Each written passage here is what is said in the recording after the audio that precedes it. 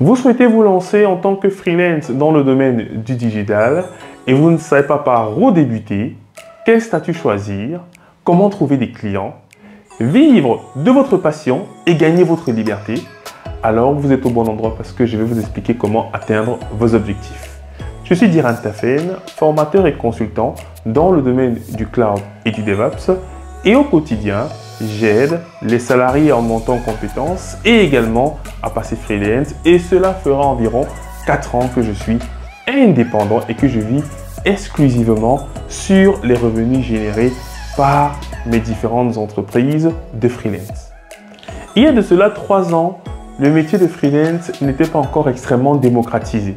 Mais avec la crise de la Covid, beaucoup de gens se sont remis en question et ont voulu améliorer leurs conditions de travail, que ce soit en termes de rémunération ou de cadre où ils pratiquaient leur activité préférée. Et c'est pour ça que j'ai été frappé par les questions que je recevais à chaque fois que je me présentais en tant que freelance lors d'une intervention chez un client ou dans un centre de formation. Et j'ai accompagné quelques amis à moi, quelques connaissances à moi qui souhaitaient se lancer et ils ont eu un énorme succès dans leur transition en tant que freelance. D'où m'est venue l'idée d'élargir cette initiative-là pour pouvoir apporter cette plus-value. Les près de 3 ans d'accompagnement que j'ai eu à faire sur des personnes que je connaissais et qui ont eu de très très bons résultats, mais du coup je souhaite maintenant les partager avec vous via notamment un bootcamp intitulé Bootcamp Freelance, 1 mois pour devenir freelance. Énormément de consultants dans le digital ne sont pas satisfaits de leur emploi actuel. Peut-être la mission n'est pas intéressante, peut-être qu'ils ne sont pas rémunérés à la juste valeur de leurs compétences, de leurs connaissances, de leur savoir-faire. Et nombre d'entre eux pensent que la solution c'est peut-être le freelancing, mais sauf qu'ils ont peur à chaque fois de sauter dans le vide. En réalité, ce n'est pas difficile de sauter dans le vide si vous êtes avec un moniteur qui va sauter avec vous. Et du coup, vous avez moins peur. Et c'est pour ça effectivement qu'on a décidé d'accompagner pendant 1 mois un certain nombre de consultants IT pour les aider à passer le cap et à nous rejoindre dans cet univers qu'on ne voudrait perdre pour rien au monde. Je reçois des propositions tous les jours pour des CDI, etc. Je ne veux pas dire que je n'y retournerai pas, mais pour l'instant, je suis beaucoup plus heureux dans cette liberté que j'ai, cette liberté en même temps de mouvement, cette liberté de mission et, entre guillemets, cette liberté financière de pouvoir enfin être rémunéré à la juste valeur de ce que j'apporte en termes de contribution sur les projets de mes clients. Sans plus tarder, nous allons rentrer un peu plus en détail dans le programme de ce bootcamp que je considère comme ultime. Parce qu'en réalité, nous avons formé des gens sur des thématiques essentiellement techniques. Et maintenant, on leur dit, maintenant que vous avez la technique, du coup, passez freelance. Si éventuellement, vous souhaitez peut-être gagner plus, peut-être avoir un peu plus de liberté, être maître de votre destin, c'est chacun qui choisit. Mais cette formation est faite pour ceux, effectivement, qui souhaitent briser le plafond de verre qu'ils ont en face d'eux et qui leur fait peur. Et nous allons leur montrer le monde qu'il y a de l'autre côté. Le programme sera assez simple et concis. On a 1 mois, parce que je n'ai pas voulu que la formation s'étale sur plusieurs mois comme pour les bootcamps techniques. Là, ce sera essentiellement des accompagnements, des formations pour pouvoir structurer votre activité. Donc, le chapitre 0, ce sera déjà le pourquoi. Pourquoi est-ce que je deviens freelance? Parce qu'il y en a qui passent freelance, mais après 2 mois, ils retournent effectivement en tant que salariés dans les sociétés de services. Je pense que tout simplement, leur pourquoi n'était pas bien défini. C'est l'une des causes, bien évidemment. Donc, il faudrait définir le pourquoi. Comment est-ce que vous vous projetez? Comment est-ce que vous vous voyez dans un certain nombre de mois? Est-ce que le freelance permettra de répondre au cadre de vie que vous souhaitez pour vous et votre famille? On va se poser ces questions-là. Ensuite, comment sauter le pas? Actuellement, si vous êtes salarié, comment est-ce que vous faites pour passer freelance en toute sécurité ou alors avec le minimum de risque? Comment est-ce que je fais pour trouver les clients? Comment est-ce que je fais pour savoir quels seront les tarifs que je vais pouvoir appliquer? En faisant mes calculs, est-ce que je rentre dans mes frais? Est-ce que je rentre dans mes coûts par rapport à ce qui se fait sur mon marché? Ensuite, la structuration de l'activité. Et vous voyez bien qu'on essaie d'abord de se projeter avant de passer ensuite à la structuration de l'activité, c'est-à-dire création des statuts, URSSAF, comptabilité, bref, toute la partie administrative. Ensuite, on parle de la gestion au jour le jour. Comment est-ce que je fais mes déclarations auprès des impôts? Comment est-ce que je facture? Comment est-ce que je fais le recouvrement des factures que j'ai envoyées à mes clients? Parce que souvent, c'est très compliqué. La TVA, qu'est-ce qu'il en est? Comment est-ce que je la facture? Bref, on voit comment est-ce qu'on va gérer notre activité de freelance au jour le jour. Ensuite, nous allons voir comment scaler. Parce que j'ai été, comme vous peut-être bientôt, un freelance isolé. Je travaillais tout seul. Ensuite, avec l'ampleur que prenait mon activité, du coup, il m'a fallu maintenant créer une entreprise beaucoup plus importante et commencer donc à travailler avec d'autres personnes que j'ai pris dans mon équipe et avec qui on réalise beaucoup plus de choses. Donc, on va parler du scaling. Comment scaler son activité? Comment passer à un autre niveau? Comment avoir des leviers pour faire des investissements pour pouvoir toujours accroître son activité. Et enfin, dans le chapitre 5, je ferai venir des personnes que j'ai eu à accompagner pour devenir freelance et qui vous parleront de leur expérience. Il y en a qui sont chefs de projet, il y en a qui sont dans le digital marketing, il y en a qui sont dans le domaine de la data, il y en a qui sont dans le domaine du développement, de l'administration système, de la formation. En fait, ils viendront vous expliquer comment est-ce qu'ils ont fait leur transition et comment est-ce qu'ils font pour trouver des missions au quotidien pour pouvoir s'épanouir dans le métier qui les intéresse. Pour cette formation, je serai accompagné de Cécile, qui est la fondatrice de Easy Paper et qui va effectivement nous aider dans la structuration administrative de votre activité.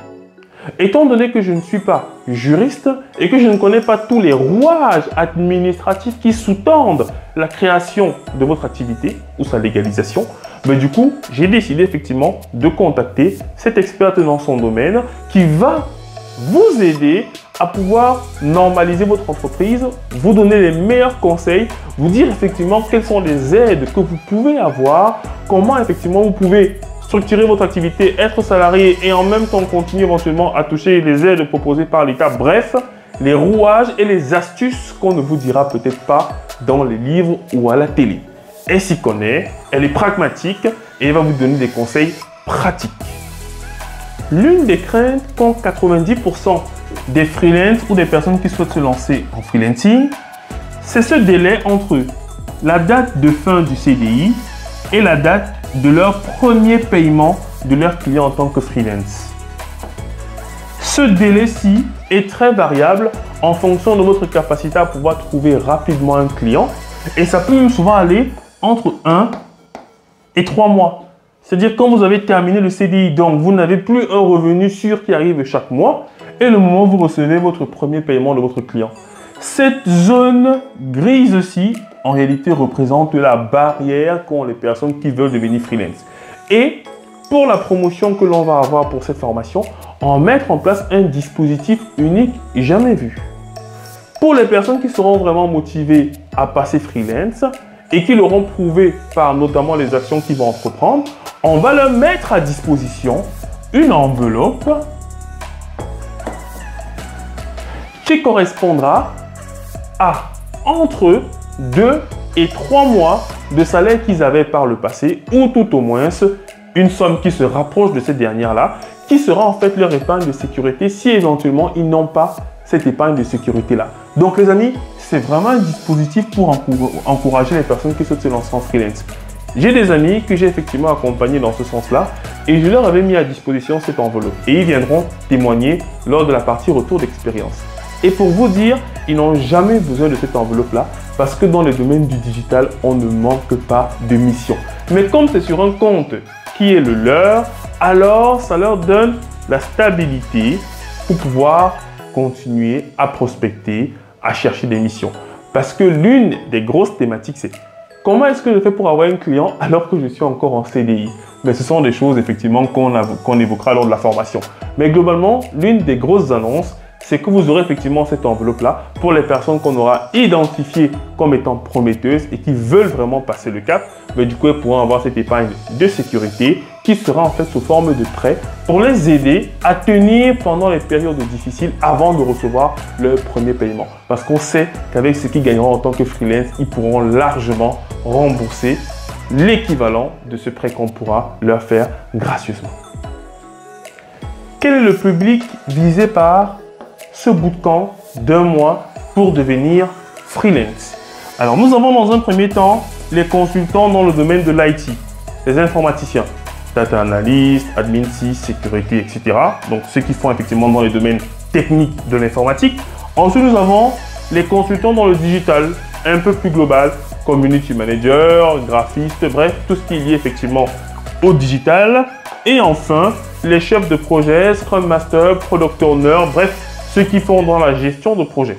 Éventuellement, on pourra accepter de façon exceptionnelle d'autres profils, sachant que ceux-ci auront l'avantage que nous allons souvent prendre des cas concrets par rapport à ces métiers en fait de l'IT.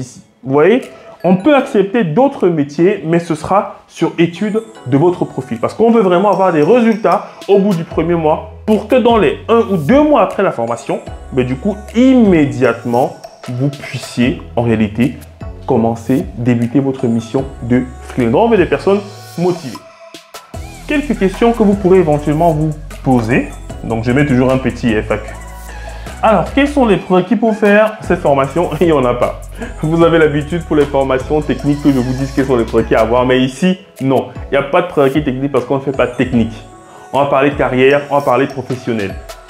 Ensuite, le temps à consacrer. Alors, les sessions de formation auront lieu, et vous avez déjà l'habitude à Easy Training, le mardi et le jeudi de 20h30 à 21h30, où effectivement vous serez entretenu par un formateur, donc soit moi, soit ma collègue Cécile, sur l'un des chapitres que vous avez vu ici. Donc, on va discuter, on va parler également de vos cas personnels, parce que le but aussi, c'est que vous nous racontiez un peu votre histoire, votre situation, pour qu'on puisse au mieux adapter certains concepts à votre situation. Donc, n'hésitez pas à venir avec le maximum de questions. Il y aura aussi des exercices qui vous seront donnés à préparer pour les séances suivantes. Donc, ce ne seront pas des exercices techniques, mais ça va permettre de mieux structurer votre projet et d'en discuter notamment avec le formateur que vous aurez. Donc, vous pouvez y consacrer sur votre temps personnel 2 à 3 heures par semaine. Ça suffit largement. Ensuite, quelles sont donc les perspectives professionnelles? Vous l'avez compris, devenir freelance ou alors passer même en portage salarial parce que c'est aussi une autre forme de freelancing. Et point que j'ai déjà évoqué, l'épargne de sécurité qu'on va mettre à disposition, les amis, c'est vraiment l'élément qui, je pense, va changer la donne pour tous ceux qui souhaitent devenir freelance.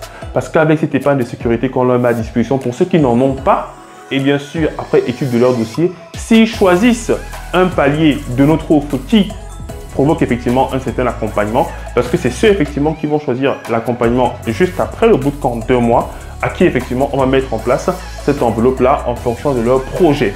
Parce que ça ne sert à rien de mettre en place ce dispositif-là de, on va dire quoi, d'épargne bloqué pour eux, si les personnes ne sont pas motivées éventuellement à passer en fait en freelance immédiatement. C'est lorsqu'on a vraiment des personnes qui sont motivées déjà effectivement à déposer leur lettre de démission et à passer effectivement à la suite que là effectivement on peut débloquer cela si éventuellement ils n'ont pas les moyens eux-mêmes d'avoir cette épargne de sécurité. Et comme je le dis, il y a plus de 10 personnes que j'ai aidé à passer freelance et jamais personne en réalité n'a eu besoin de cela. C'est pour ça que c'est avec un très grand plaisir que je le mets à disposition pour leur dire c'est là, mais vous verrez que vous n'en avez pas besoin. Pourquoi? Parce que dans le monde de l'IT, on est systématiquement harcelé, mais il faut connaître la bonne méthode pour convaincre le client de vous prendre en freelance. Et c'est notamment ce qu'on va voir dans ce bootcamp. Donc les amis, vous avez le lien en description de la vidéo pour participer à ce bootcamp unique et à gagner votre liberté. À très bientôt. C'était Diran Tafen, votre formateur passionné.